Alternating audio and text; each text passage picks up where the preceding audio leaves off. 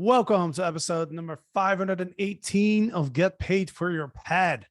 We are your hosts, Jasper Rivers and Eric Miller. And today we are talking about the journey from hectic host to STR Legend. This is going to be a fun episode because we're going to give you guys a real honest and authentic look behind the scenes of the new business that we're building, Freewyld. One thing that we realize is we are coaches and students at the same time, because as we're coaching our students in Legends X through the VOS system, we are actually going through that system ourselves with our new business, which puts us in a really unique and fun position to kind of share exactly like what we're doing and where we're at right now. So, Eric, let me start with this. Like, out of the 5 stages of hosting, like what do you feel like right now in our business? Yeah, I don't feel like we're in a hectic host stage. I feel like we're more, we're a rising star stage. The reason why I don't put ourselves in a legend status is because just the scale of our company at the moment and the amount of people that we want to hire. But it's like we approached the business.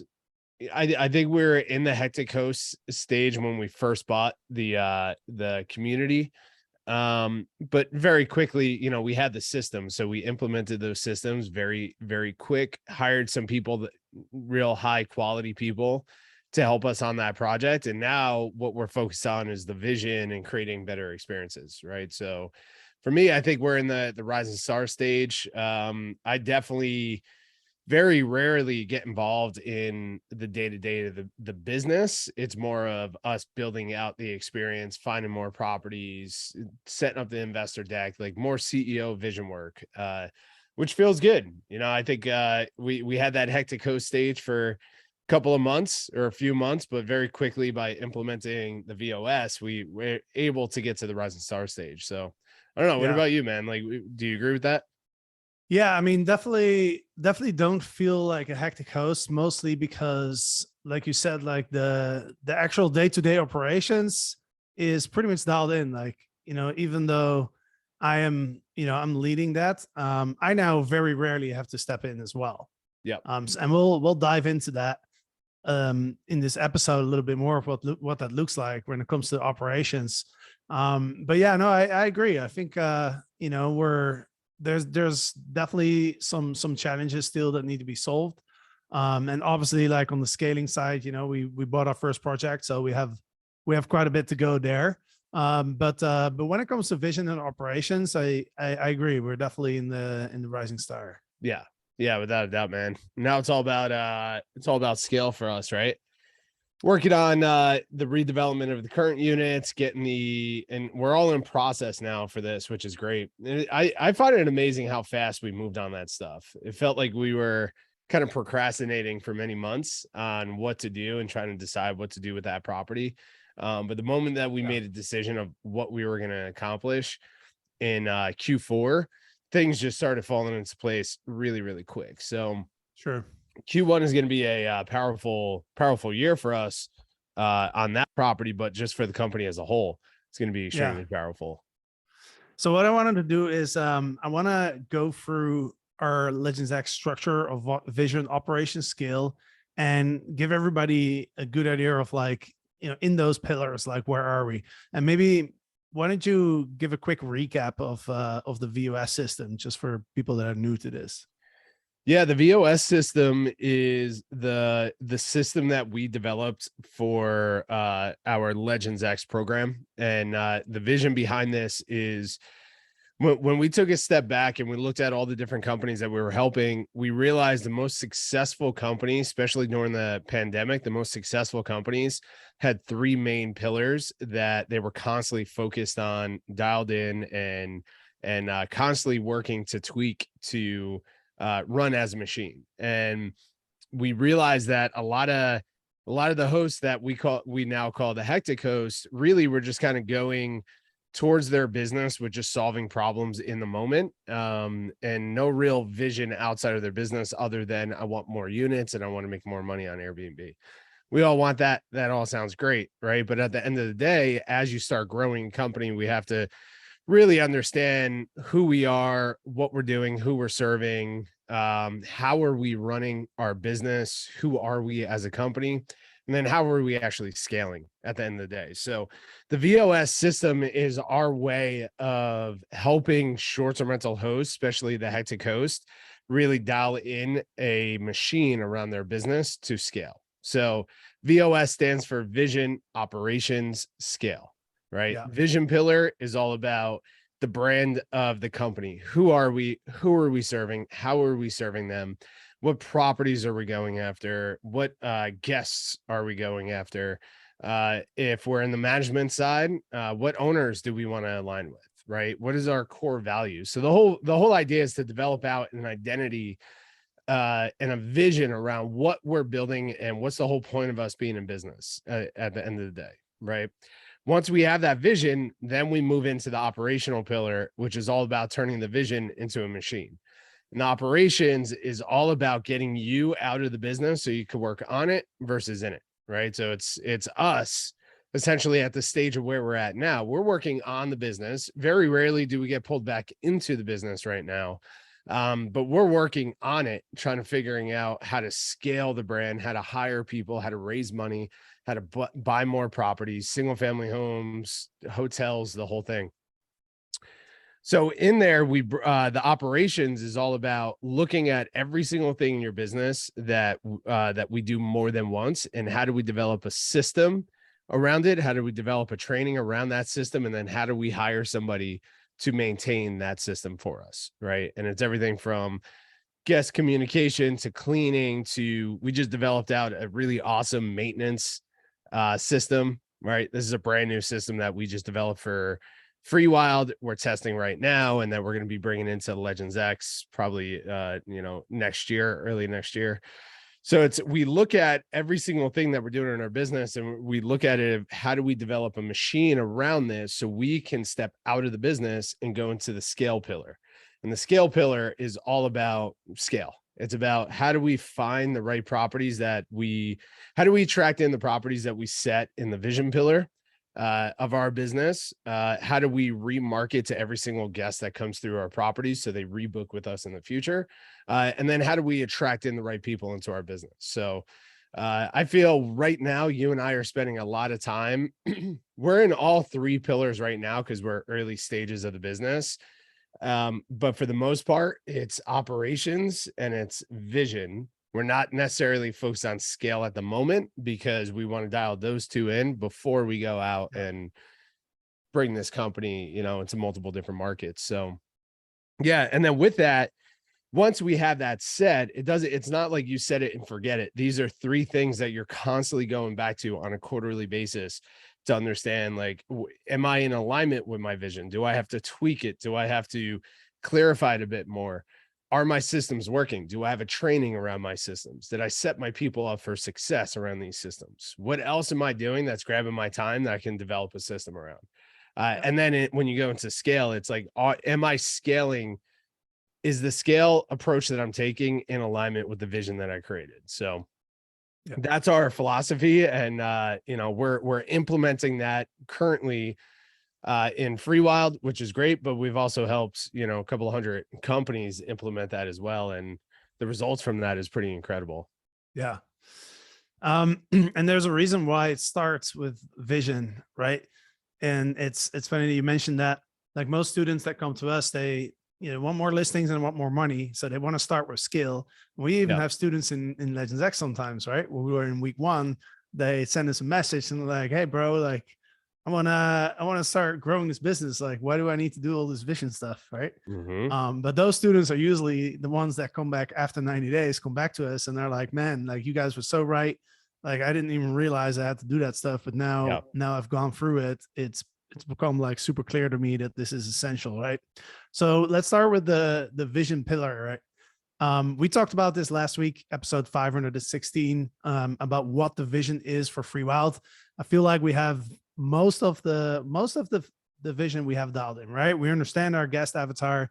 We understand what kind of markets we want to be in. We understand what kind of properties we want to go after. But I'd say there's, in my mind, and I'd love to get your thoughts too, but in my mind, there's a couple things that still need to be done, which is number one is like, we need to get like our vision in, we need to put it on paper. We need to put it somewhere in a nicely designed document for us to like be able to share it with people and to really dial in the details on that, which we actually have a meeting on Saturday to start that process. So I think that's one thing that that I'm excited about doing. And then secondly, I'd say, dialing in our core values, right? And creating a printout and creating, all the branding and the marketing behind that. I think that'll be really powerful for us to do as well. Yeah, I mean, we're in the process of putting all this together, right? If you look at what we're doing with the branding side, obviously we have the host vision map, which we've been dialing it in, and we're going to wrap that up this Saturday by really getting in the vision of what this company and the ultimate scale looks like. And then with our branding work of what we're working on, it's bringing all that language in. This is what I recognize, like to my previous like short-term rental companies, all I focused on was like, hey, let me go get apartments downtown, nice apartments downtown that can rent up on Airbnb. It's pretty easy. They're cheap, high profit margins, or let me go get luxury properties because I can 2-3x the profit on them, so on and so forth. But there was never any real branding or focus around where exactly are we going with this, right? Like who are we serving? And what I'm personally doing is putting a lot of effort into the brand of Freewyld, to all the way down to what is how do our guests identify with the brand of Freewyld? And that's a hard question to answer.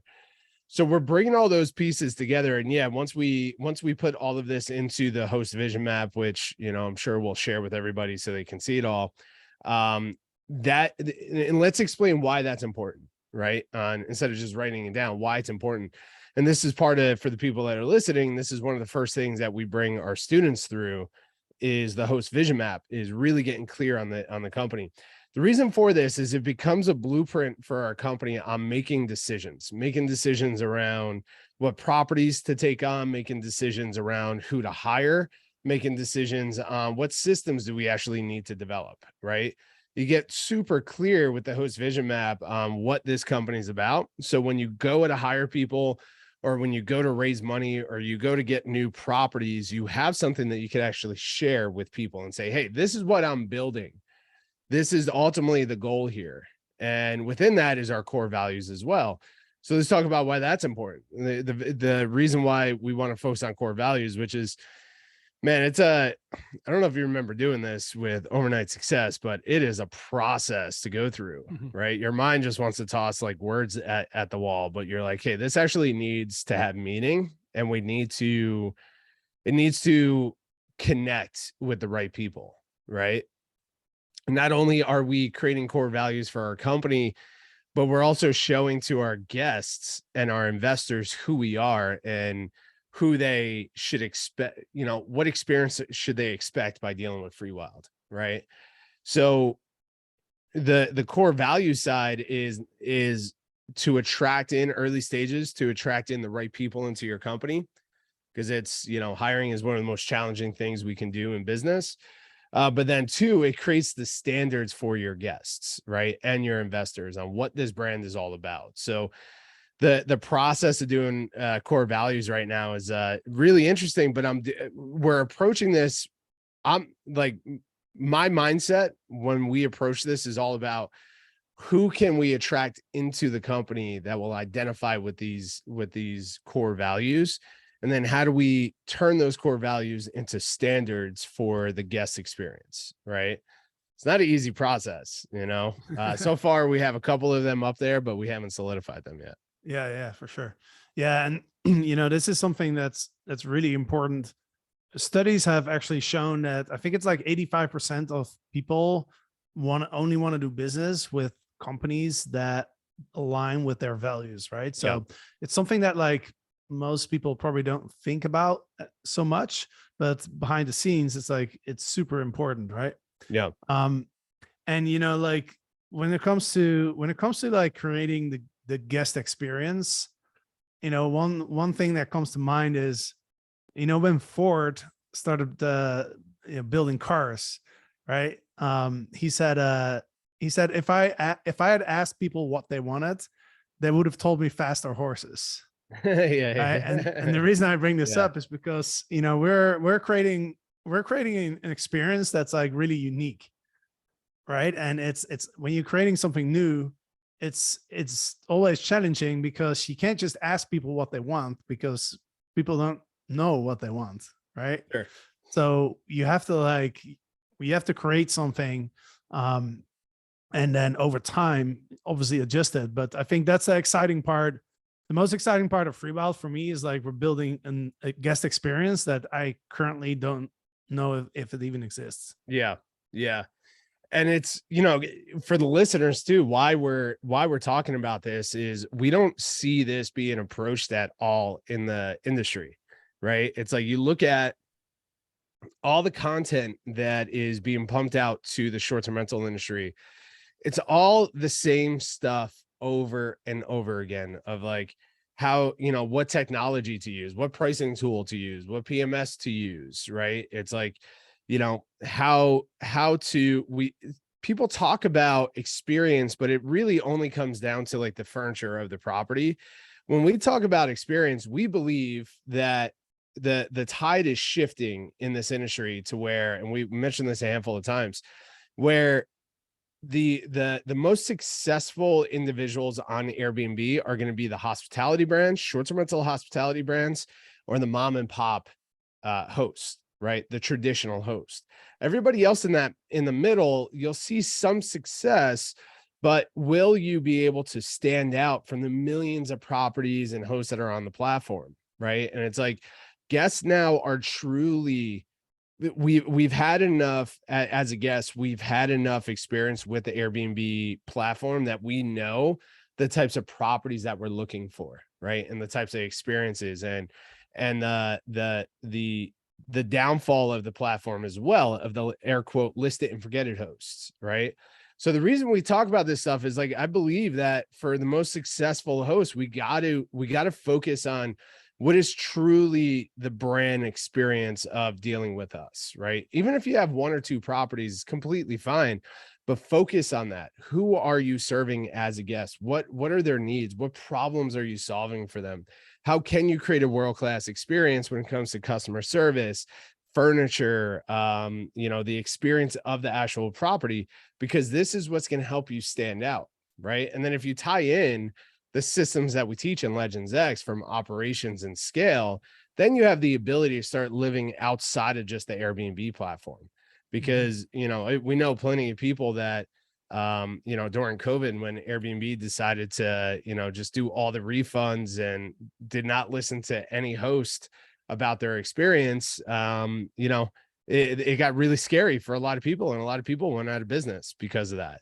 And if we're reliant just on one platform, the scalability and longevity of your business is at the highest risk. So the reason we're talking about this, and the reason we're going deeper into this versus our other option with Freewyld, is just to go raise money and buy a ton of properties, right? And just go do this. And we could be successful with that. But what we're building is something that we want to see for generations grow. And we want to stand out from all the other hosts that are in our marketplaces and be known as Freewyld versus just an Airbnb host.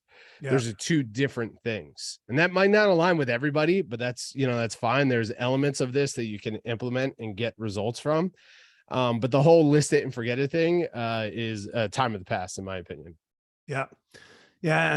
And one thing that came to mind when you were talking about the people who are going to be successful are the brands and the mom and pops, right? And some people might be thinking like, why is that, right? Because those are opposite sides of the spectrum. But essentially, when you're like a traditional host, then you as a person, you're kind of are the brands, right? I was thinking about when I was in Mexico City a couple of months ago. It's almost a year ago now, actually. But I was staying with one of our former students from a couple of years ago, Omar.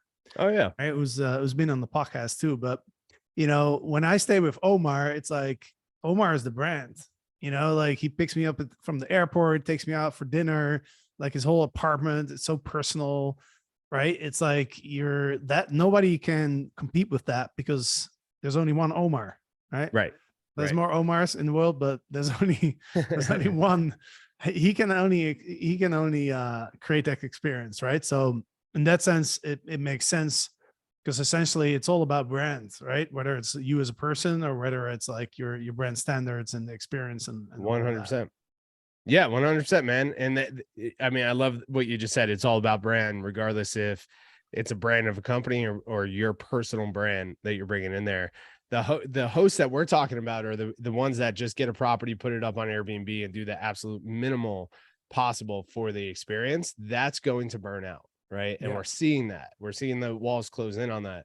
But hosts like Omar, and look, Omar can run a handful of small properties as well, right? How many Mhm. properties does he have? Yeah, I think he has maybe 3 or 4. Right, 3 or 4, and he does an extremely great job at bringing his personal brand into those units, and he built a beautiful business that way, right? So you could everything that we're talking about impacts the mom and pop, the traditional host, and then the legend, right? Everything in between, we got to continue to dial that stuff in.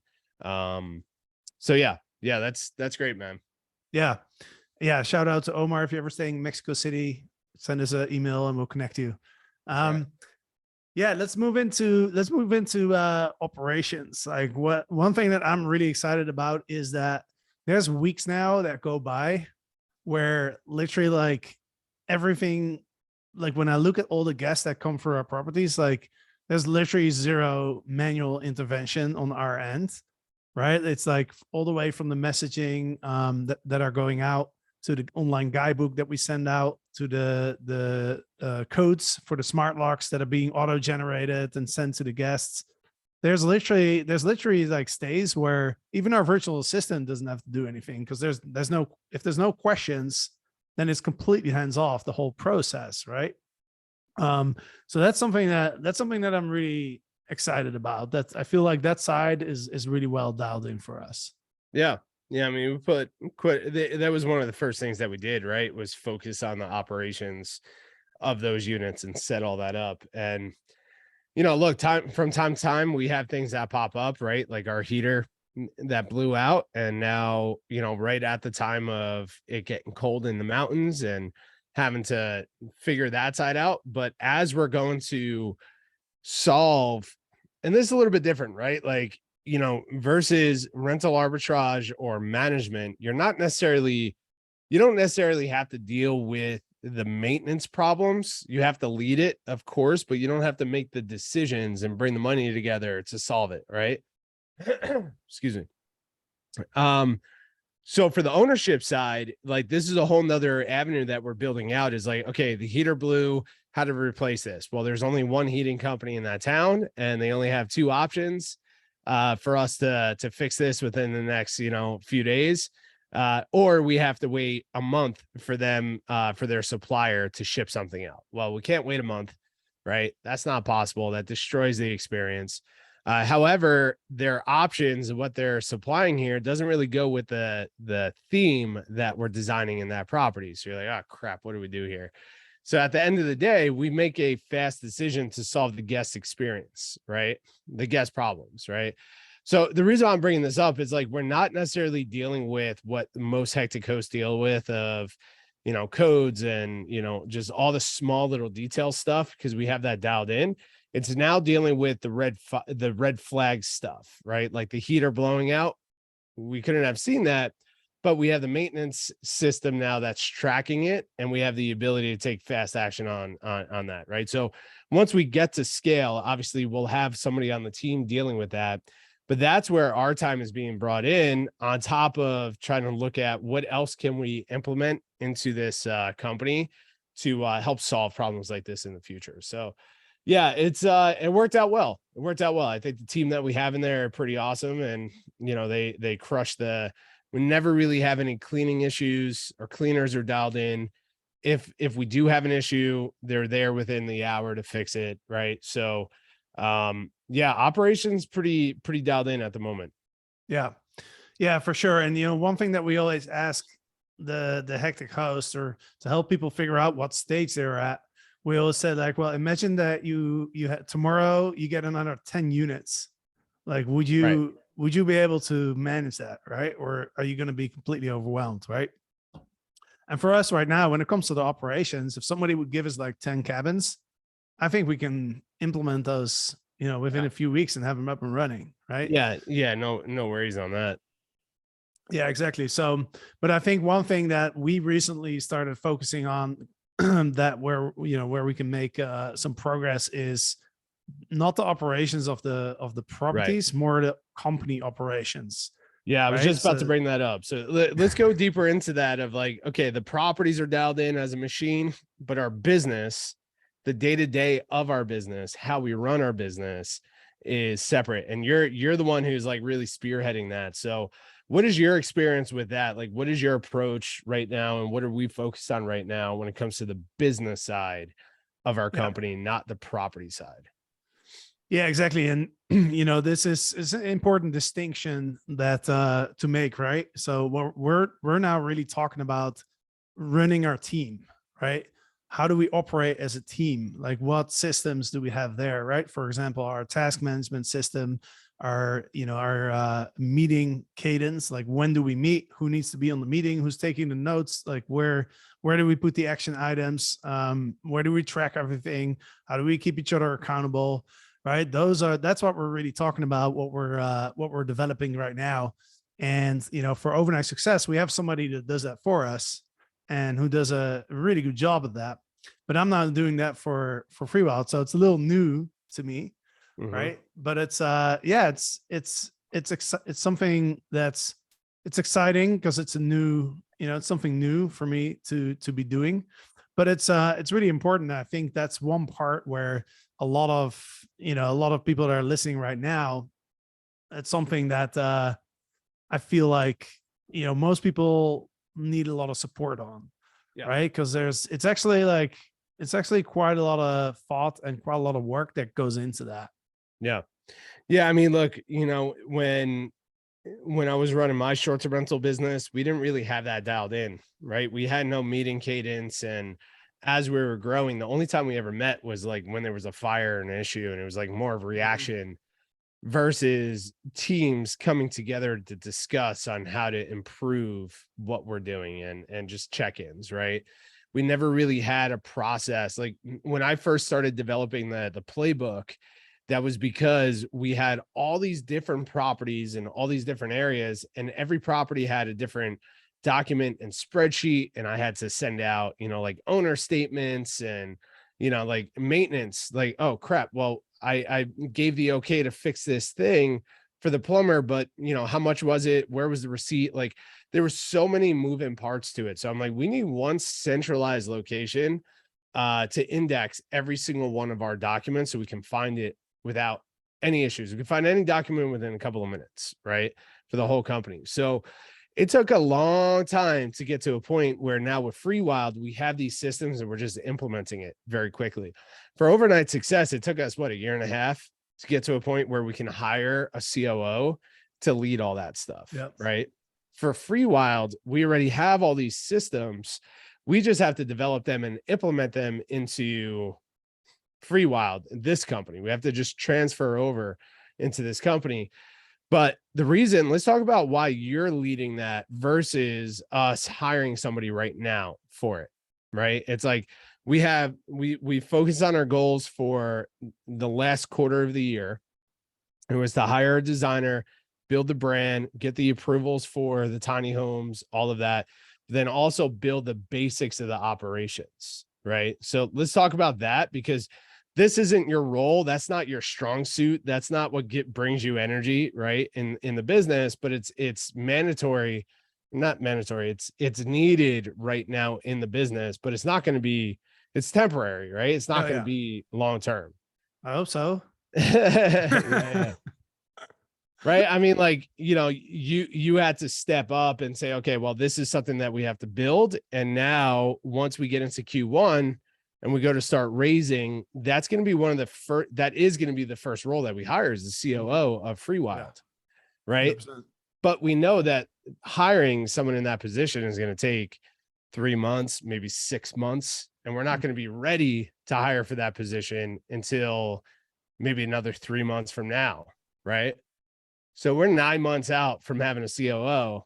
Does that mean that we have to stop? Like we shouldn't implement this stuff? No, right? Like we got to build this now with the intention of like, we're going to pass this off to a more qualified person in the next 6 to 9 months, right? Yeah. Yeah, exactly. Yeah. Yeah. So definitely, yeah, right now, like the thing is, like when you start a business, this is our second business that we started together, right? In the beginning, like we're wearing so many different hats, right? But it's important to already have like an org chart and understand like what are the roles in the company, even if you and I are fulfilling almost all those roles. And then you look at the org chart and you say like, okay, where do we need to start putting people first? Right. And slowly by slowly, we're wearing three hats instead of six. Right. And then we're wearing two. Eventually the goal is to have one hat. Yeah. Right. To just be a sniper in one position and just, but you know what my hat's going to be? Board. I'm going to be the head of the board, not doing anything other than directing.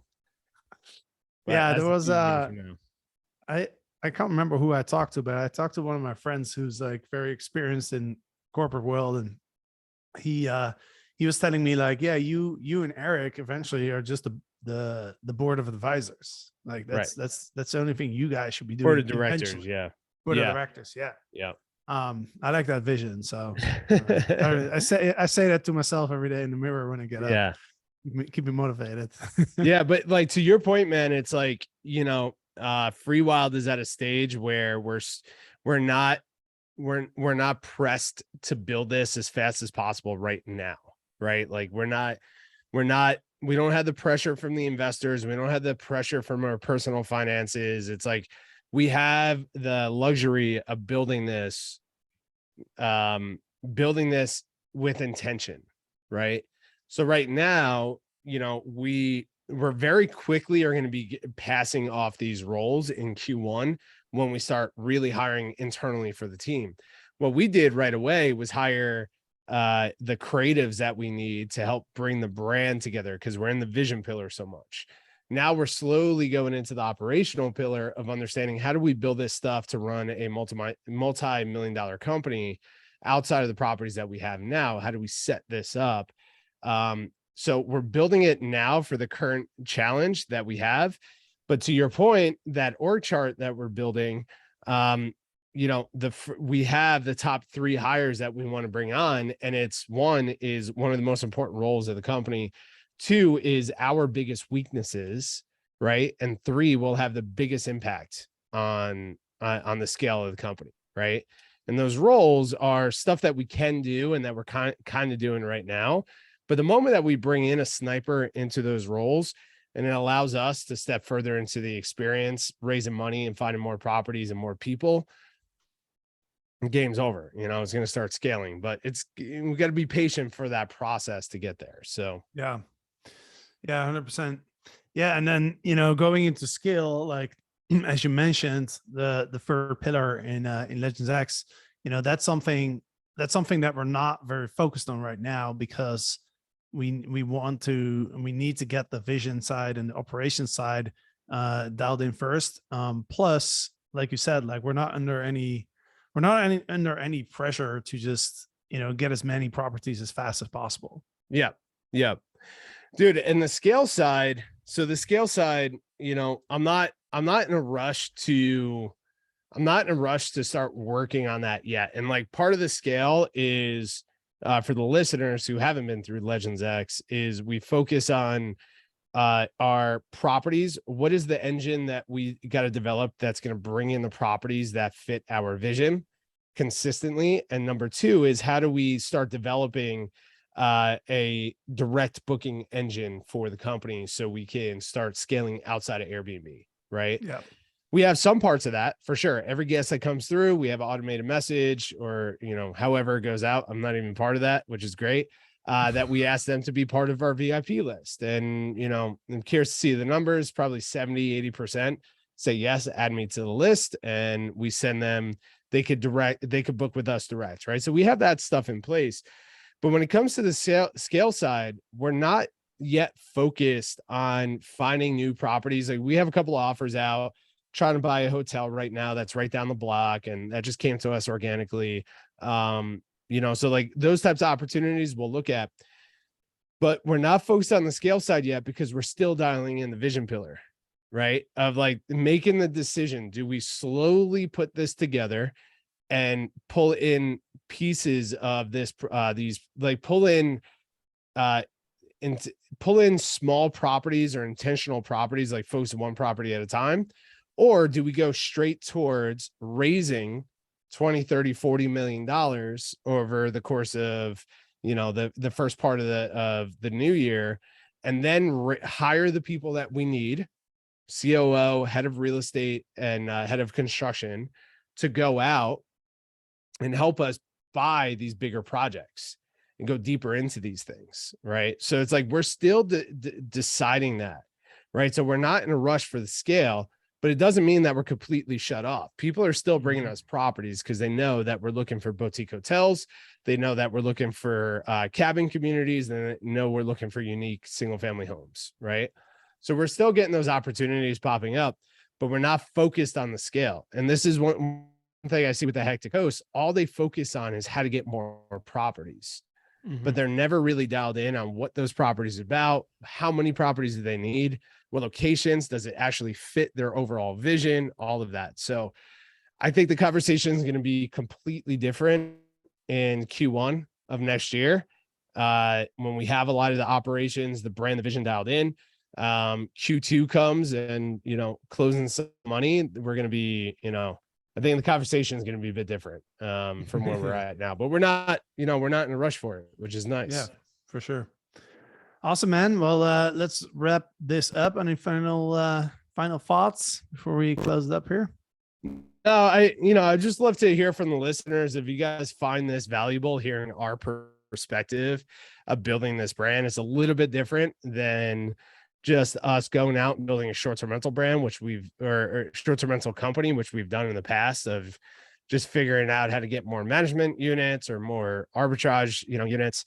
This is a different approach. So I'd love for you guys to, either shoot us an email or leave us a comment, a post letting us know if you guys are finding this valuable, because we want to continue to bring, I think the most valuable thing discussion wise we can have is just from our experience, and in, lack of experience in building something of this approach. Like the way that we're approaching building this brand is different from the way that we built anything else in the past. So yeah, love to hear from everybody. And then, man, for Legends X, we got one last class for the year, right?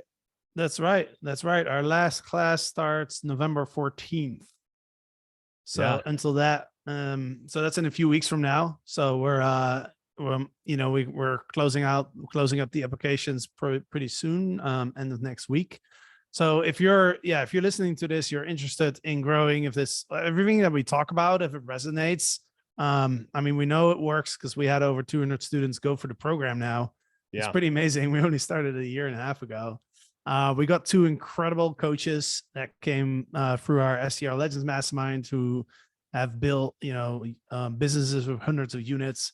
So go to overnightsuccess.io/X if you want to know more about Legends X. This is the last class of the year. So if you want to get set up for 2023 and crush it, it's overnightsuccess.io/X. That's right, man. And for the people that, we've changed around some of the URLs where we're bringing everything over to our Overnight Success website. So we've been working on quite a bit in the background, content wise, and really dialing in this class. And I'm excited for this last one because we are going through the process of implementing this.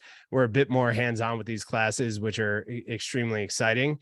But it's also setting up for this last class in November. What I'm excited about is whoever joins that is going to be along with us on our journey as well.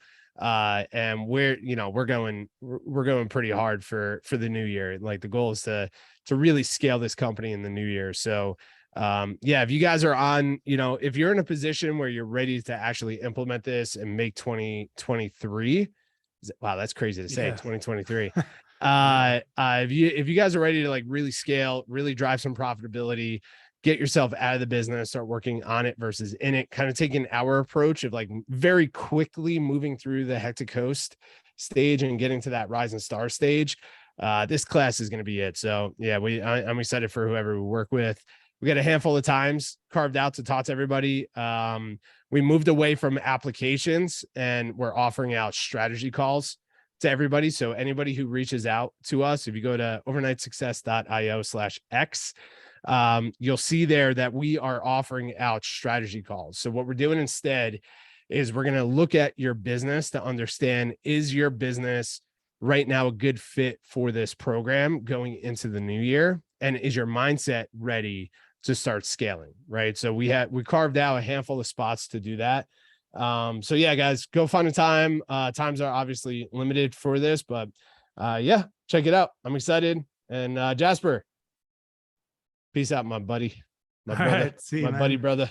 For the listeners, thank you for listening. Of course, we'll be back on Monday with another episode of Get Paid for Your Pet. So have a great weekend and we'll see you soon.